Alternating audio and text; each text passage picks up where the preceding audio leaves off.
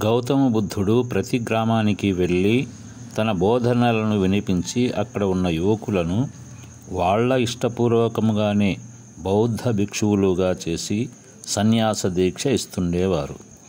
ఒకసారి ఒక గ్రామంలో శిష్యులకు ధర్మబోధ చేస్తున్నారు గౌతమ బుద్ధుడు. శిష్యులు దాదాపుగా 200 మంది దాకా ఉన్నారు. ఆ సమయంలో ఒక వ్యక్తి వచ్చి గౌతమ బుద్ధుని నోటికి వచ్చినట్లుగా నానా రకాల బూతు మాటలతో గౌతమ బుద్ధుని నిందిస్తున్నారు.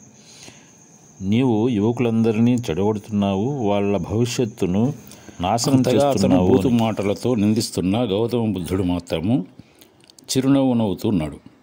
అక్కడ ఉన్న శిష్యులకు అతను మాట్లాడే మాటలకు కోపంతో రక్తం మరిగిపోతుంది. అతనిని చంపేద్దామన్నంత కోపంగా ఉన్నారు.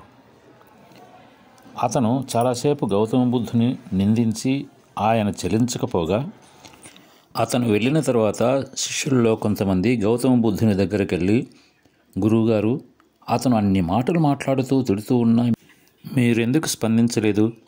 మీరు ఆజ్ఞాపిస్తే ఆ వ్యక్తికి తగిన శాస్తి చేసి దేహశుద్ధి చేస్తాము అన్నారు.